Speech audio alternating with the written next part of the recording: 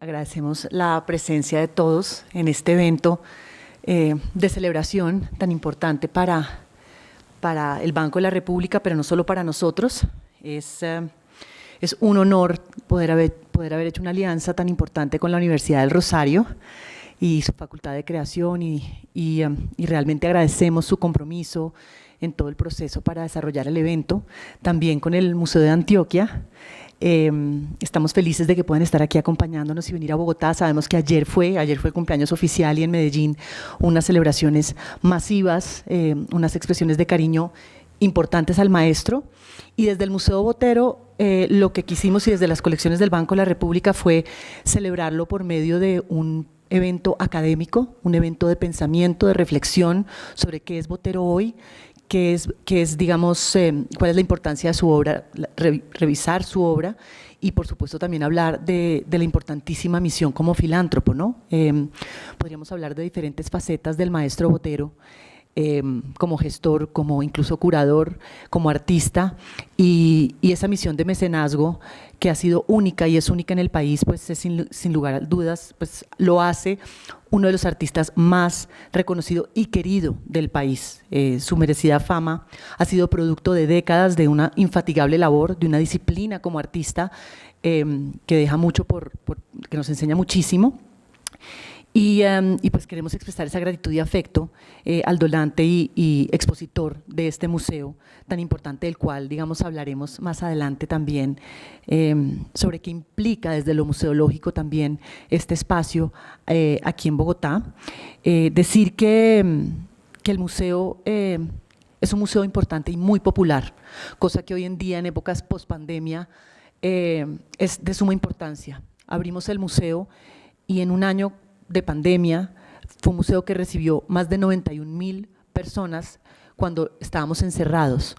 En otros años, en años prepandemia, fueron más de 720.000 los visitantes al museo, y eso hace que sea, digamos, un museo muy reconocido y uno de nuestros museos más importantes, que incluso atrae públicos que se extienden a nuestros otros proyectos, porque ustedes saben, el Banco de la República tiene una manzana cultural donde está su importantísima colección permanente, que es un esfuerzo permanente del Banco de la República desde 1958 por coleccionar arte, y que se vino a complementar con esta donación realizada por el maestro, que empezó a fraguarse en 1998, que se concreta en el año 2000 con una donación de arte internacional sin precedentes. Hoy en día, tengo que decirlo, como directora de la Unidad de Artes y como gestora de exposiciones, hacer una exposición de arte internacional en el país es sumamente complejo. Los costos son, no solo decir coleccionarlo, pero solamente traerlo de manera temporal a una exposición lo hace sumamente difícil, y como lo dijo el maestro Botero,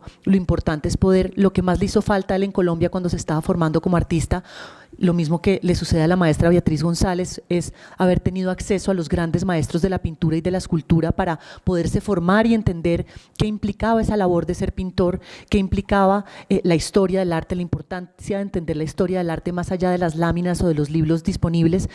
Y hay que decir que con este museo Colombia se ancla como uno de los países latinoamericanos con una colección de arte internacional de vanguardias a la altura de otros museos latinoamericanos, que no son muchos. Hay que decir que sí, en el Museo de Arte Moderno de Buenos Aires, en el Museo de Sao Paulo hay impresionistas, hay importantes obras como de los maestros que están aquí, pero eso permite, digamos, unas posibilidades inmensas para los públicos colombianos e incluso internacionales, porque los turistas también llegan con ansias de conocer el Museo Botero y entender esta doble misión de artista que expone con su propia colección y esa mirada de coleccionista.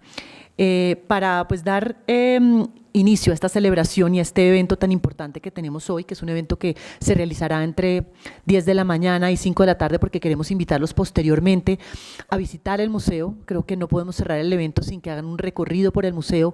Vamos a tener a todos nuestros mediadores haciendo unos recorridos como a la carta, para que quien quiera visitar el museo pueda hacer una selección de qué le interesa ver, desde dónde quiere aproximarse a la obra del maestro Botero. Entonces no dejen de visitarlo hoy también. Pero nos enorgullece muchísimo también haber podido concretar un panel tan poderoso de artistas, de investigadores, de historiadores, que han pensado y reflexionado sobre la obra de Botero. Como les digo, agradecemos infinitamente, y esto es una alianza con la Universidad del Rosario. Queremos agradecer de manera muy especial, porque además la iniciativa en primera instancia vino de la Universidad del Rosario. Por supuesto, nosotros queríamos celebrarlo, pero esta noción de hacerlo con un evento académico vino de una iniciativa de la Universidad del Rosario. Queremos infinitamente agradecer a su director Roberto Cheine y a todo su equipo, Juan Pablo Aschner, que es el decano, director de la Facultad de Artes y Creación, también a María Gloria, a Rito Quieta Pimentel, a Alma Sarmiento, a Ana María Escobar del Museo de Antioquia, y Ana María Cifuentes, con quien estaremos compartiendo también un panel. Y pues ahora, sin más, creo que lo importante es dar paso al evento. Contarles que empezaremos con una conferencia de Cristian Padilla, que es un reconocido curador, artista, que además hizo la maravillosa exposición hace poco en el Museo Nacional, que abrió, digamos, toda una mirada sobre esa obra de Botero, además temprano. Cristian va a hacer una conferencia denominada La apoteosis de Botero, un joven pintor colombiano a mitad del siglo XX. La presencia, la maestra Beatriz González, agradecemos muchísimo que esté con nosotros, nuestra muy querida y admirada maestra. Tuvimos su retrospectiva también en medio de pandemia, y fue interesantísimo en la entrada de esta exposición retrospectiva encontrarse con unos cuadros que tenían una influencia boteriana impresionante, y entonces creo que Botero pues marcó mucho su trabajo. Ella estará acompañada por Natalia Gutiérrez, la presencia de Botero en la búsqueda artística de Beatriz González. Elkin Rubiano, que es un investigador, historiador muy activo, además youtuber, que hace recorridos maravillosos por las exposiciones de arte que se presentan en el país, estará con nosotros con una propuesta relacionada con la obra La violencia en Colombia, en la obra de Botero. En ese momento haremos un break para la hora del almuerzo. Y tendremos el honor también de tener con nosotros a Álvaro Medina en un conversatorio con Cristian Padilla y Elkin Rubiano. El último Botero, La ruptura de Arcadia, será la intervención del curador del Museo de Antioquia, que es experto en la obra de Botero, Juan Camilo Castaño, y cerraremos el evento, digamos, aquí en el auditorio con un conversatorio entre María del Rosario Escobar, directora del Museo de Antioquia, Ana María Cifuentes, de la Universidad del Rosario, y mi persona como directora de los museos del Banco de la República, que se enfocará mucho en esa idea de filantropía, de esas lecciones y esos aprendizajes que hemos tenido en estos periodos y diversas donaciones del maestro Botero, porque no hay solo una. En Medellín hay toda una historia y unos antecedentes increíbles también. Entonces, me resta decir que nuestro maestro de ceremonia será David Guarnizo, que también le agradecemos toda su organización a él y a su equipo. Pero yo, pues, para no hacer más largo esto, solamente presento a Cristian Padilla, doctorando en Historia del Arte de la Universidad de Barcelona, premio de ensayo sobre arte colombiano 2007 con la investigación El llamado de la tierra, el nacionalismo en la escultura colombiana, autor de numerosos libros sobre arte latinoamericano, entre ellos Fernando Botero, La búsqueda del estilo, 1948-1963, publicado en Colombia en 2012 y reeditado en inglés por la prestigiosa editorial europea Skira. Autor del libro Arte del siglo XX, tienes tantos libros que ya me confundí aquí en lo que tengo que decir.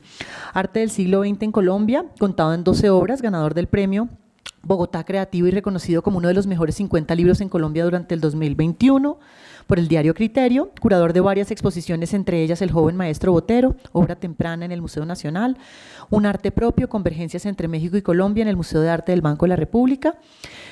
Posteriormente presentaremos a los otros integrantes del panel, de los paneles, y muchísimas gracias por estar aquí. Esto quedará en línea también, entonces quienes no hayan podido participar o si quieren regar ese voz a voz que hoy en día funciona tan bien, se podrán conectar posteriormente a las personas que no estén aquí con nosotros. Muchas gracias por acompañarnos. Para el Banco de la República es un placer poder estar con ustedes hoy. Gracias.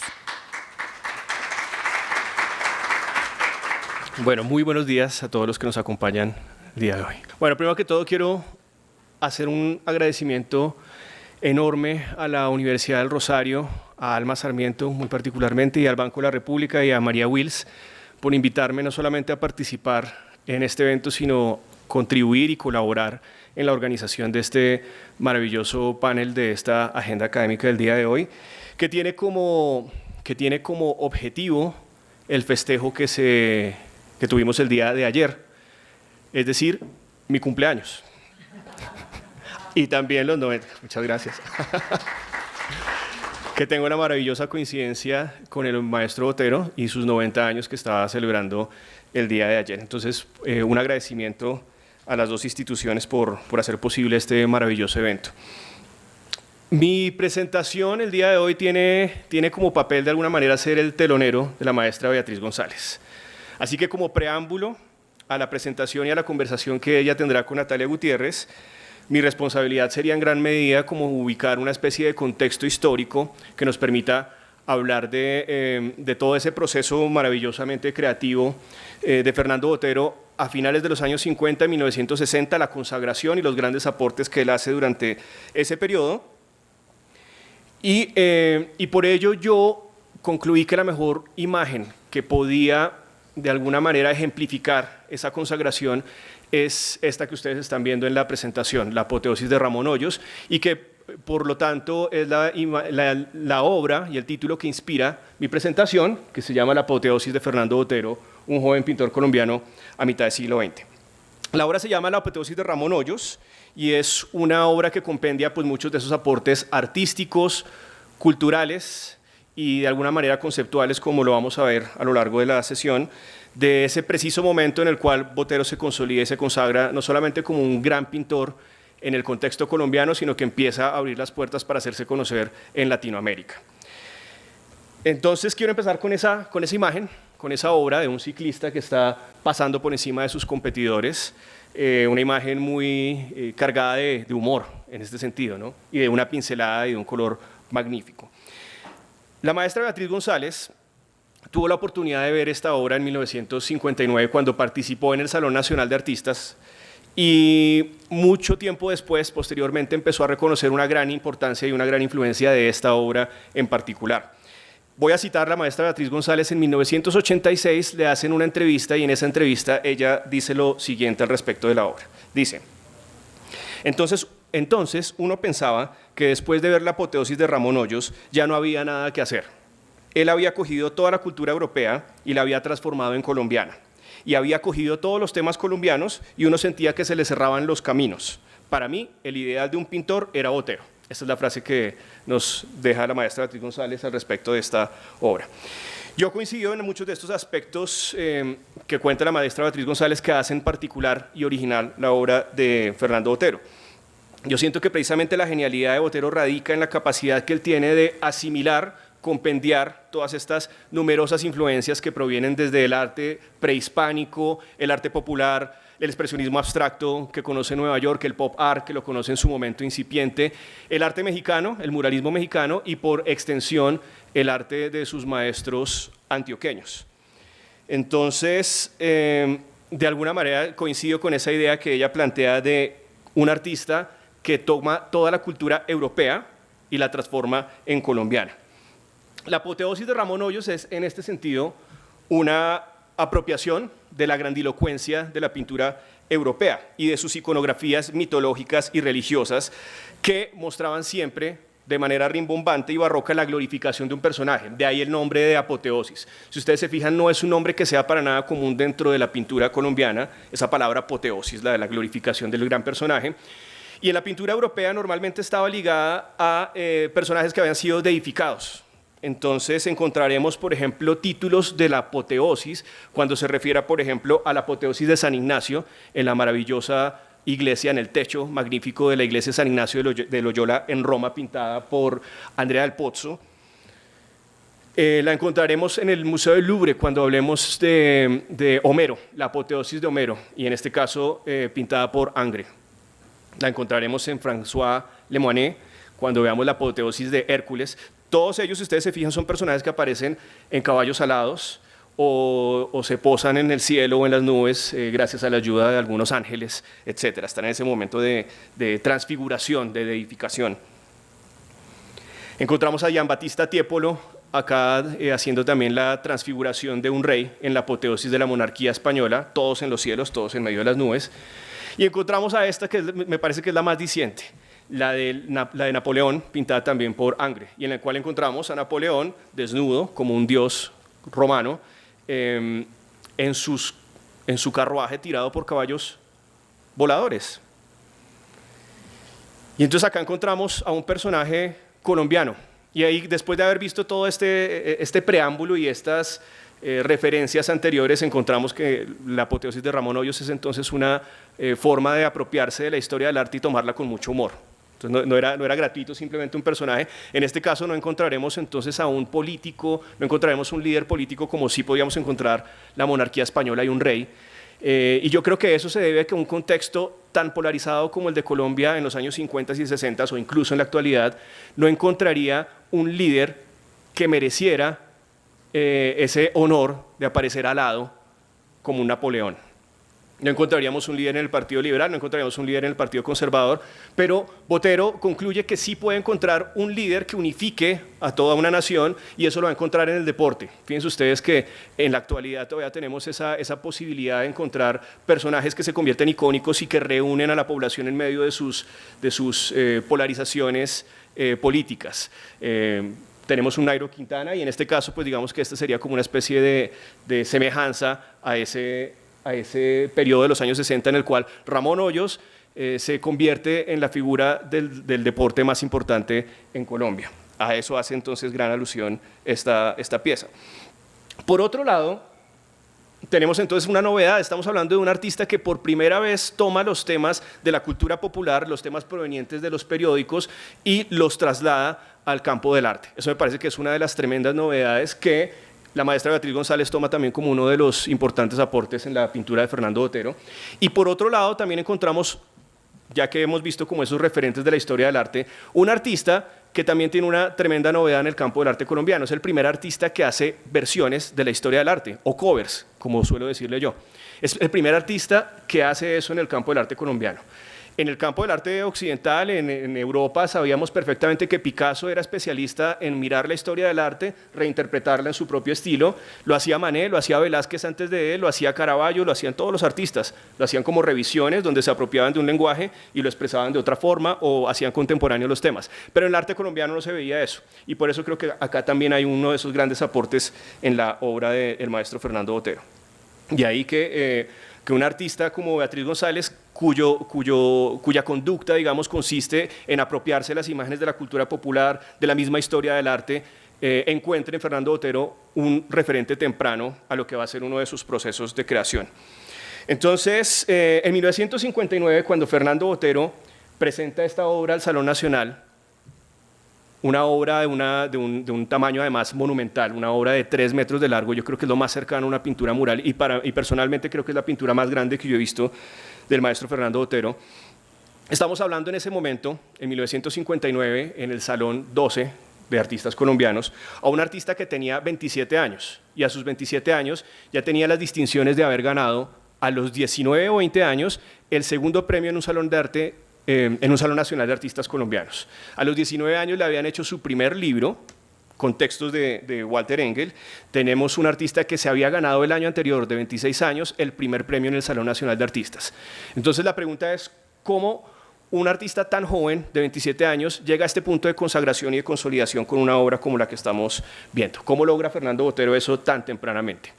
Como tenemos una programación extensa el día de hoy, pues entonces va a ser como una especie de carrera contrarreloj, utilizando un poco el mismo término apropiado de los velocistas o de los ciclistas como Ramón Hoyos, que está acá. En esta fotografía lo estamos viendo precisamente frente a Fernando Botero. No quedó muy a gusto con el retrato que le hizo Fernando Botero. De hecho, cuando lo entrevistan en esta misma edición de la revista Semana, le dicen, bueno, Ramón, cuéntanos cómo le pareció este homenaje que le está haciendo el maestro Fernando Botero. Ramón Hoyos dice, terrible, se parece más a Cochise, haciendo referencia a su competidor. Entonces, para poder hablar de ese proceso tan temprano de Fernando Botero, ese joven Botero, como yo lo he denominado todo el tiempo, de manera contrarreloj, además porque tenemos la premura del tiempo, pues he pensado hacerlo un poquito también en ese mismo lenguaje. Y la primera etapa sería entonces la Vuelta a Colombia, la primera etapa. Para poder entonces apreciar y pensar un poquito en el proceso de Fernando Botero, iniciemos por el año 48, que es el año en que conocemos los primeros trabajos de Fernando Botero, que son caricaturas y dibujos que presenta al diario El Colombiano. Tengo que decir muy rápidamente una cosa que me parece que es importante presentarla en este punto, es que Fernando Botero describe su formación en Antioquia y presenta, digamos, el contexto antioqueño de la siguiente forma. Él dice algo así como: en Medellín el obispo era como el papa y el alcalde era como el rey. Hace una alusión semejante a esto. La frase tiene una profundidad tremenda porque está diciendo básicamente que la autoridad o el autoritarismo, para decirlo de otra forma, estaba enunciado en el campo de la religión y de lo político. Y si ustedes se fijan en ese contexto de mitad de siglo, estamos hablando del año 48, estamos en un gobierno conservador y regido bajo la égida de la Iglesia Católica, ¿cierto? Es ultra conservador. Es el mismo gobierno que durante esos mismos años y a través de esos dos estamentos, el de la política y el de la religión, había censurado a artistas como Pedronel Gómez en el Palacio Municipal, a partir de una moción de censura que hace la alcaldía, y que es el mismo Medellín que había censurado a Débora Arango también para la misma época, incluso amenazándola de excomunión por sus pinturas. Entonces ese es como el contexto de la época en que Fernando Botero empieza a hacer esas primeras imágenes. Y me parece importante señalar que Pedronel Gómez e Ignacio Gómez Jaramillo en ese sentido se convertían como una especie de disidentes políticos, como unos rebeldes. Y yo creo que eso en gran medida hacía que estos artistas fueran tremendamente atractivos y llamativos para los artistas jóvenes como Fernando Botero, que tenían en ese momento 16 años. Así que esa rebeldía no solamente se expresa en lo político y en lo religioso, sino también es una rebeldía de ruptura frente a la academia. Los primeros trabajos que uno ve de Fernando Botero, así sea como dibujante, como están viéndolo ustedes a la izquierda, ya tienen una intención de ruptura frente al arte académico y tienen una intención bastante notoria en torno al volumen. Eso me parece importante señalarlo. Y por otro lado, esa ruptura y digamos que esa evidencia de la censura conservadora también se hace evidente en un texto que él escribe en ese mismo año, en el año 48 o 49, no, en el año 49, para el periódico El Colombiano, en el cual hace una defensa de la obra de Pablo Picasso. Muy curioso porque él no conocía la obra de Pablo Picasso, él estaba hablando más bien a partir de las descripciones que sus maestros que habían viajado a Europa tenían de él. Es decir, de alguna manera el arte se transmitía de manera oral. Se decía lo que se conocía a partir de las personas que lo habían visto.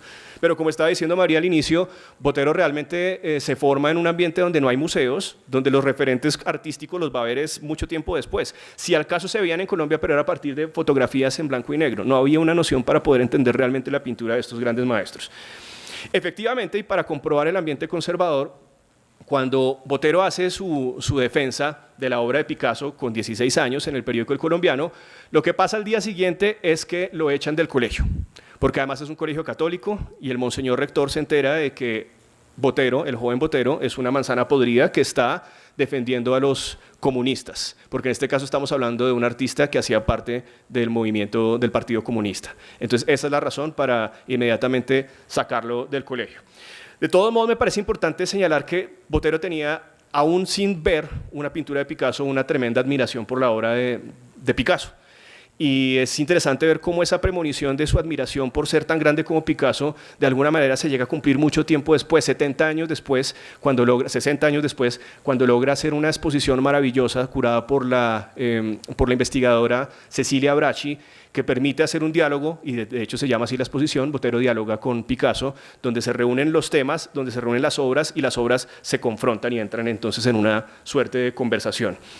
Eso es lo que podemos ver precisamente en los primeros años de la producción de Botero. Por un lado, podríamos entenderlo como una suerte de influjo de la obra de Picasso. Ustedes pueden encontrar acá referentes, por ejemplo, en Las señoritas de Aviñón.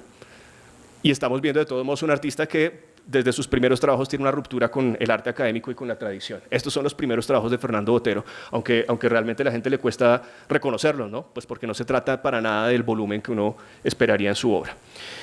Y también me parece importante señalar que estos primeros trabajos en pintura al óleo, que son del año 51, es decir, un Botero de 19 años, ya se hacen en Bogotá. Entonces Botero rompe una primera burbuja, que es la burbuja de Antioquia. Él siente que después de conocer a Pedronel e Ignacio Gómez ha cumplido una etapa, pero siente que el arte es mucho más grande que eso y necesita romper esa burbuja. Entonces la primera burbuja que rompe realmente es la de salir de la región para llegar a la capital artística, la capital cultural. De todos modos, Colombia ha tenido un cierto centralismo cultural en ese aspecto y él sentía que en Bogotá podía ampliar entonces su perspectiva. Efectivamente conoce intelectuales importantísimos para su carrera, como Jorge Zalamea, que había tenido además contacto con los muralistas mexicanos, que había viajado a Europa, que se preciaba de ser amigo de Federico García Lorca. Entonces eso amplía tremendamente la perspectiva de Botero.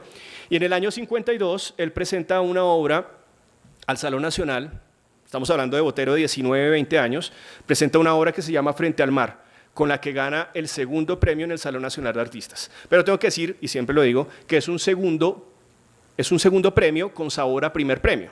¿Por qué? Porque el primer premio lo había obtenido la sobrina del presidente Laureano Gómez. Así que ahí sonaba como una especie de nepotismo, ¿no? Y efectivamente Blanca Sinisterra realmente no tuvo mayor producción ni mayor conocimiento de su obra posterior a esto. Entonces, justo en el gobierno de Laureano Gómez, la sobrina gana el Salón Nacional. Y una escultura, un busto de Laureano Gómez se había ganado el año anterior el Salón Nacional en escultura. Entonces eso también dice mucho de la mermelada impartida a mitad de siglo, ¿no? La obra de todos modos también me parece diciente en el aspecto y en el contexto político y de la violencia de la época. Frente al Mar no es simplemente una obra de unos campesinos que están frente a la playa, unos costeños que están frente al Mar Caribe, sino que habla sobre la violencia bipartidista. Estamos viendo es realmente el momento en que están capturando a un personaje para asesinarlo posiblemente, si es que no está muerto ya. Botero nunca se encarga de decirnos si el que están cargando es liberal o es conservador, pero lo que estamos viendo es precisamente ese momento de guerra civil en Colombia que conocemos como la violencia. Entonces es un testimonio importante de ese aspecto de la política que más adelante Elkin Rubiano nos va a profundizar en su presentación. Y entonces para ese mismo año, en 1952, que Botero ya ha obtenido el segundo premio en el Salón Nacional de Artistas, además le llega otra importante distinción. Es un artista al que a sus 20 años le están haciendo su primer libro, su primera publicación. Es una publicación de todos modos humilde, pero es una publicación que tiene dos importantes plus. Uno, que los textos son del más importante crítico de arte de su época en Colombia, que era Walter Engel, y que las reproducciones fotográficas de este catálogo librillo son hechas por Leo Matiz, el más importante fotógrafo colombiano, posiblemente de América Latina y posiblemente uno de los mejores fotógrafos del mundo en su momento. Entonces ahí tenemos otros aspectos de la genialidad. Ganarse el segundo premio del Salón Nacional a los 20 años y que le publiquen a uno su primer libro a los 20 años, pues me parece que también es bastante diciente en ese aspecto. Acá curiosamente estamos viendo una fotografía del joven Botero con la pintura que sirve para la portada del libro y con Frente al Mar detrás. Entonces, con estas dos distinciones, el premio, el libro y una serie de exposiciones, dos exposiciones particularmente que hace en la Galería de Leo Matiz, que es exactamente una cuadra de la Universidad del Rosario, hay que poner una placa en algún momento ahí. La última vez que estuve en esta esquina, el aviso obviamente ya no decía fotografía de Leo Matiz, es un bar que dice beber, beber y más beber, así se llama, así aparece, no sé si todavía sigue siendo el mismo negocio, pero sigue siendo un bar.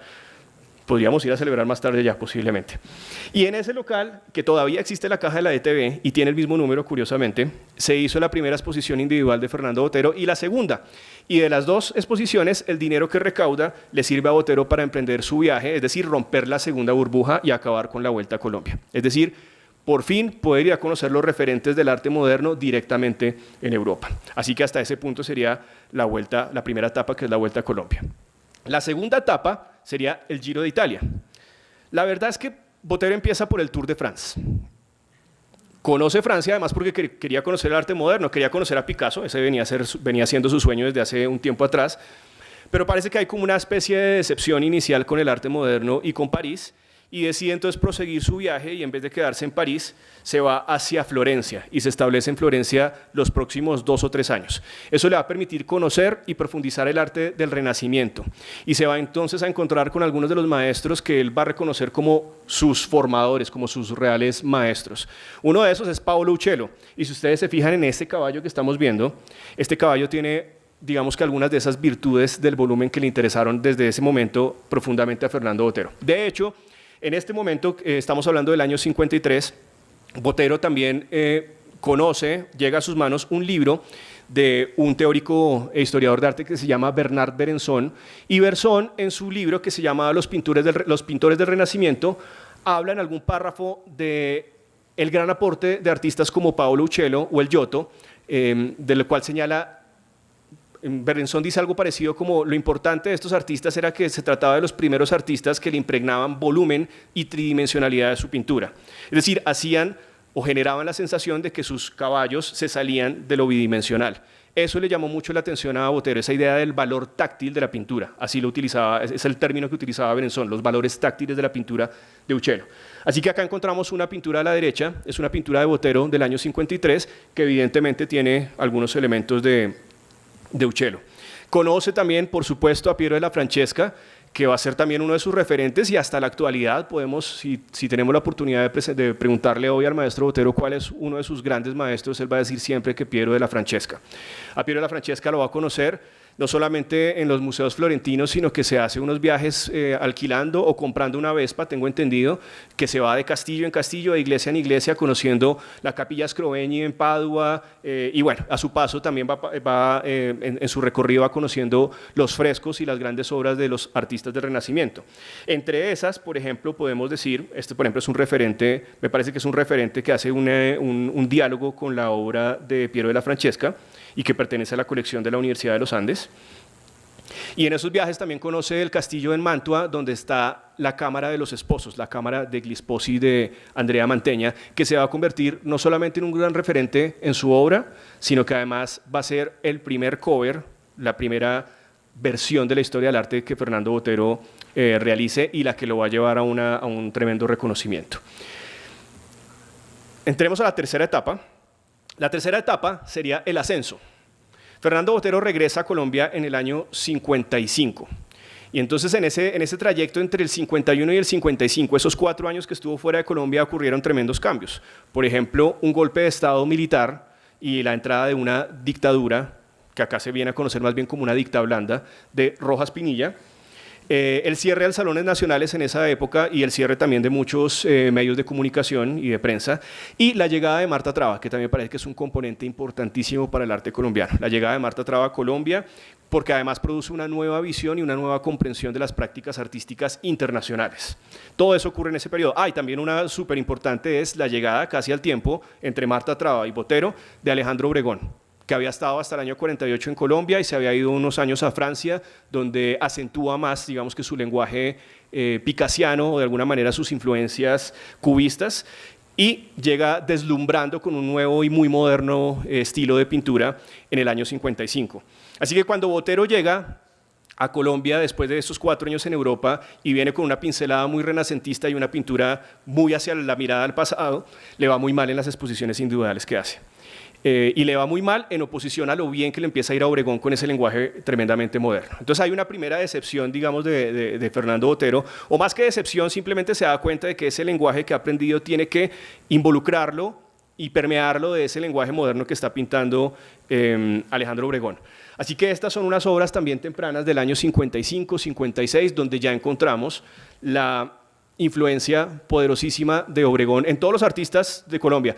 Yo recuerdo que hace un tiempo se hizo acá una exposición bellísima, yo creo que hace ya más de 10 años, una exposición que tenía que ver con la inauguración de este edificio, de la Biblioteca Luis Ángel Arango. Entonces la exposición se llamó El Salón de Arte Moderno 1958, que fue la exposición fundacional de este espacio. Y en esa exposición, que fue curada por Silvia Suárez, veíamos que todos los artistas del año 58 eran obregonianos, todos eran obregones, hasta los artistas más viejos como por ejemplo Luis Alberto Acuña, tendían a cambiar su estilo para parecerse más a Obregón. Entonces, de ese mismo periodo encontramos una serie de obras de Botero que revelan la influencia tremenda que tiene Alejandro Obregón. Una es esta, donde ustedes encuentran esa fragmentación geométrica que es como muy propia del cubismo. Y otra es esta pieza, que también es magnífica porque es la primera obra que entra en la colección de la Biblioteca Luis Ángel Arango y del Banco de la República. Si ustedes se acercan más tarde al museo, van a darse cuenta que la ficha técnica dice AA o algo así como A00001. Esta es la número 1 de la colección del Banco de la República. Es una pieza magnífica, no solamente porque nos está mostrando la influencia de Obregón, que se nota precisamente en esos planos geométricos, sino que nos está mostrando la influencia de otro artista que conoce en ese periodo en México, que es Rufino Tamayo, un artista de un color exuberante, poderosísimo, fluorescente, y que le causa una tremenda impresión. Además es una obra importante porque nos muestra el descubrimiento del volumen en la obra de Fernando Botero. Él siempre ha contado esta anécdota, cuenta que estaba pintando una mandolina, las mandolinas estaban además muy inspiradas también en una serie que estaba haciendo en ese momento Rufino Tamayo, y cuando se aleja, él está pintando la mandolina y hace un punto muy pequeño en el cuerpo, en el interior, que hace referencia al hueco de la guitarra, y por alguna razón, que puede ser simplemente una serendipia, le entró una llamada al teléfono y se alejó, y cuando se alejó y vio el pequeño hueco en medio de un volumen gigante, se dio cuenta que había encontrado una forma de potenciar el volumen. Y ese va a ser, digamos, una especie de fórmula que él va a intentar llevar a otros objetos. Entonces, los primeros trabajos en este nuevo estilo, con el volumen, tienen que ver con naturalezas muertas muy particularmente. Botero va a intentar de todos modos lograr que esa idea del volumen también pueda expresarse en personajes. Es decir, hay una frase maravillosa de esa época y es como que los sólidos y monumentales naturalezas muertas necesitan unas figuras que le correspondan y que sean como unos Gulliver gigantes. Y Botero va a estar en esa búsqueda en el siguiente año, entre el año 56 y 57, unos personajes que le correspondan a esos bodegones. Estos son algunos de los infructuosos ejemplos. Me parece que es una pintura maravillosa, pero no le satisface a Botero de todos modos, no le parece que correspondan a esos volúmenes. Y la respuesta a eso la va a encontrar entonces en el arte prehispánico y en el arte popular. Dos referentes que me parecen magníficos para ese momento son, uno, los caballitos de Ráquira, que además los encuentra, seguramente ya los conocía, pero cae en conciencia la importancia de esos caballitos para su volumen que está experimentando, cuando los reencuentra en la casa de Ignacio Gómez Jaramillo. Así que hay un vínculo otra vez con su viejo maestro. Y por otro lado, en México, conoce las cabezas olmecas, que en la actualidad las podemos encontrar en el Museo Antropológico de Ciudad de México, y que son de unas dimensiones espectaculares, son unas cabezas de 3 metros. Esta fotografía que ustedes están viendo es una cabeza de unos 3 metros. Así que con esos dos referentes hace una nueva, y con el color de Rufino Tamayo, y con un sombrero que se parece mucho al mío ahora que me doy cuenta, hace una pintura novedosa. Son unos pequeños formatos porque todavía está experimentando, pero son piezas que no son mayores a 50 por 60 centímetros. Hasta ahora está como comprobando hasta qué punto ese elemento del volumen funciona en sus personajes. Y otro referente que algunos teóricos encuentran para esa época y que tiene mucho con la consolidación de la forma de la figuración humana es San Agustín, la lítica de San Agustín, que podemos encontrar acá. Son personajes que son monumentales, alguien utiliza el término macrocefálicos y hieráticos, frontales, hieráticos y macrocefálicos. Entonces eso nos lleva a nuestra última etapa, que sería el podio. Habiendo hecho esta experimentación con estos personajes, Botero finalmente decide comprarse ahora sí un lienzo de unas dimensiones espectaculares. Yo creo que es el lienzo más grande que había trabajado hasta ese momento, de más de 2 metros por 2 metros. Además son dimensiones que en el arte colombiano no eran conocidas, a menos de que fuera una pintura mural. Todos los artistas trabajaban más bien unas dimensiones modestas. Y Botero, que había venido de Nueva York, de conocer la pintura de los expresionistas abstractos, de ver las dimensiones monumentales de Jackson Pollock y sus compañeros, pues se trae un cuadro o hace un cuadro de estas dimensiones y decide hacer entonces por primera vez un experimento que es poner un grupo de personajes, es decir, ya solucionado con un solo personaje en un formato pequeño, ahora qué pasa si los pongo en un grupo. Y el tema que decide hacer es la cámara de Glisposio, el homenaje a Mantegna, ese artista del Renacimiento que habíamos visto anteriormente. La obra se presenta en el Salón Nacional de Artistas, inicialmente es rechazada por el jurado porque no la entiende, no entiende la figuración porque realmente es tremendamente extraña, es tremendamente novedosa en ese momento, y la palabra homenaje, para algunos dice, esto no es un homenaje, esto parece como una caricatura, esto es algo extrañamente raro, y entonces deciden no aceptarla en el salón.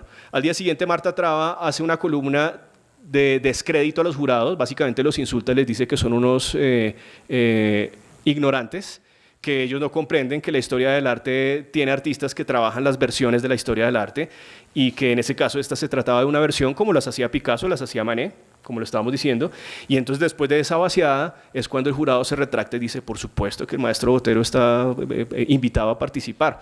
Y no solamente eso, sino que se gana el Salón Nacional. Entonces pasa de haber sido censurado en el salón a ganarse el premio con la misma obra.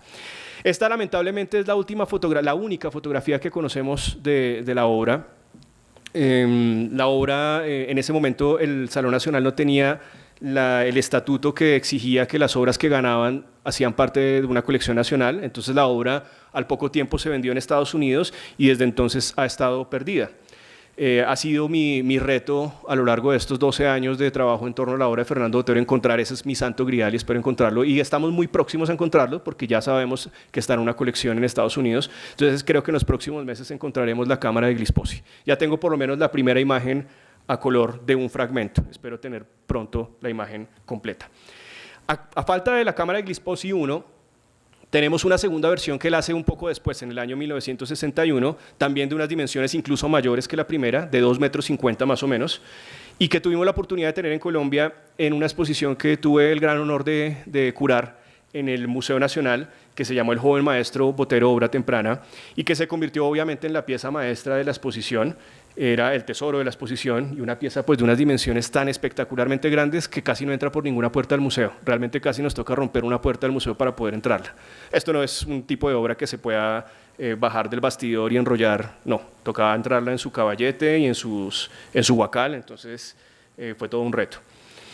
Y del mismo año 58 me parece también importante resaltar esta pintura espectacular que se llama Los obispos muertos. Espectacular por varios motivos, por sus dimensiones también, por los colores, por supuesto, por esa pincelada bastante expresiva y el color fluorescente que estamos viendo, pero además por la temática tan poética y tan extraña, que empieza ya a ser como una especie de ironía a esas fuerzas del poder que habíamos dicho que se convierten como en el centro de las denuncias de Fernando Botero, la religión. Un amigo que trabajó muchos años acá para el banco, Nicolás Gómez Echeverry, siempre que ve esta pintura, yo siempre que la veo pienso en esta pintura como una especie de bodegón de personajes muertos. Pero Nicolás tiene otra lectura muy interesante en la cual la propone más bien como un paisaje. Él la entiende como una especie de montaña. Este es el aspecto que yo decía de la pintura, que es tímidamente chorreada. Me parece que ya empieza a tener como una influencia del expresionismo abstracto que se alcanza a notar. Hay como una intención de hacer un dripping sobre la pintura, cosa que también pasa en el bodegón que está acá en el banco. Pero el año siguiente, el año 59, la timidez se le pasa y la pintura va a ser mucho más expresiva, más vibrante, la pincelada va a ser mucho más evidente y la pintura incluso está ya deliberadamente chorreada. Esta, que es de 1959, la Mona Lisa a los 12 años, entra a la colección del Museo de Arte Moderno de Nueva York en el año 61, lo cual significa que este es uno de los acentos del podio al que llega Fernando Botero a inicios de los años 60. Paso muy rápidamente a esta, que también es una de mis piezas favoritas por esa capacidad expresiva tan poderosa y esos colores. Y de hecho hay un momento ya álgido de ese expresionismo de Botero, que es el año 61. El año 61, esta por ejemplo es una pieza que también tuvimos en la exposición del Museo Nacional y a la gente le costaba entender de qué se trataba. Para los que no hayan encontrado bien la imagen aún, se trata de un obispo en un primer plano y una catedral en el segundo plano, en el plano de atrás. Pero está tratado de una forma demasiado expresiva, hasta el punto que Botero ya llega a la conclusión de que está yéndose por otro camino, porque realmente su intención había sido siempre trabajar en torno al volumen y en este momento parece que está más bien como fugándose hacia el tema de la expresión y la pintura, hacia la expresión violenta, que no era realmente su tema. La crítica de todos modos tampoco le colabora. En 1961 hay unas críticas muy fuertes a ese periodo, a ese trabajo expresionista, además por ser figurativo, porque creo que lo discriminaban en cierta medida porque el expresionismo realmente era liderado más bien por abstractos y no por figurativos. Entonces hay críticas súper fuertes en ese periodo como esta, que dice que la pintura de él parece como monstruosas lolitas que llenan un lienzo grande, como el secreto aborto de Mussolini con una campesina idiota. O otra que dice, por ejemplo, intrincadas y ligeramente repugnantes y de una verdadera y espectacular tontería.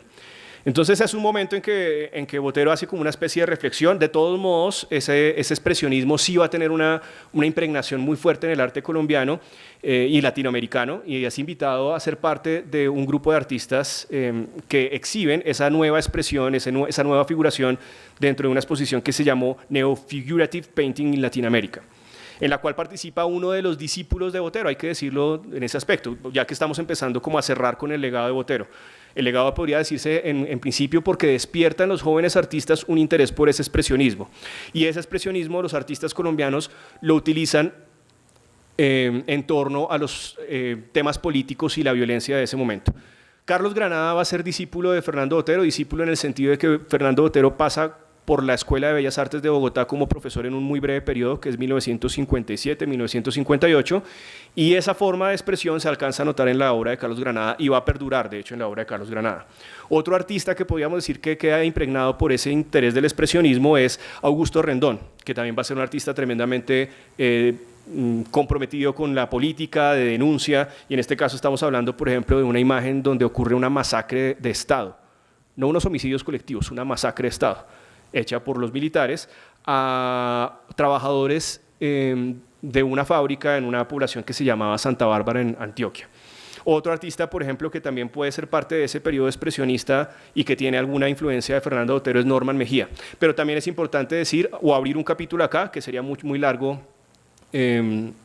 profundizarlo, es que la otra gran influencia en este periodo va a ser Alejandro Obregón, y muy especialmente esta magnífica pieza que sabemos que es tal vez la obra capital del arte colombiano, que es La violencia de 1962. Entonces, entre la violencia de Obregón y esta pintura expresionista de Fernando Botero, encontramos cómo la siguiente generación está utilizando los temas políticos y la pincelada violenta para hacer una confluencia y una pintura, digamos, de denuncia y de compromiso. Entonces, en 1959, cuando Fernando Botero presenta esta obra al Salón Nacional, ya se había ganado el año anterior el premio con la Cámara de Glisposi, y por algún estatuto del Salón Nacional no le permitían ganarse 2 veces seguidas el Salón, así que deciden ponerle una especie como de título que es fuera de concurso. No le dan ningún premio, le ponen fuera de concurso. Entonces, oficialmente él no ganó el Salón Nacional, pero la verdad es que no ganó el Salón Nacional simplemente por el estatuto. La prensa y la crítica en ese momento reconoce que esta es la obra más importante y que lamentablemente pues, por el estatuto no se le puede dar ese honor. Dentro de la composición de la apoteosis de Ramón Hoyos encontramos un bodegón de personajes caídos, muertos, que nos recuerda nuevamente a los obispos muertos, y es un tipo de composición que Fernando Botero va a reutilizar nuevamente en muchos otros temas, como por ejemplo el caso de Abu Ghraib. Vamos a encontrar una composición también de personajes así amontonados, fallecidos de esta misma cercanía. También hay un detalle que me llama mucho la atención, y es esta niña que le estaba llevando flores al ganador de la carrera, pero parece que es derrumbada por el mismo campeón. Entonces la niña cae con sus flores. Y esa niña que cae con sus flores se parece mucho a una niña también que cae por allá con sus flores a su izquierda, en el gran mural que hace poco y en una magnífica operación monumental, trasladó el Museo de Antioquia a una de sus salas. Es un mural de más de 10 metros y fue una operación en la cual tuvieron que arrancar una pared de un edificio en el centro y la pudieron llevar a una sala, convirtiéndose, pues para mí, que es la nueva joya de la corona del Museo de Antioquia. El único mural al fresco público que existe de Fernando Botero en el país. Importantísimo, maravilloso. Y esta es la sala entonces que en la actualidad se le dedica única y exclusivamente a esta pieza, que además fue restaurada conveniente, maravillosa, está en este momento.